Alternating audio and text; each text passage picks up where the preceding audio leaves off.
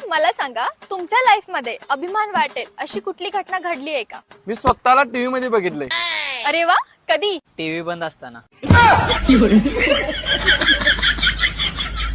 Sir तुम्ही सांगा, online पेमेंटमुळे काय तोटे झाले? रस्त्यावर पैसे सापडायचे बंद झालं.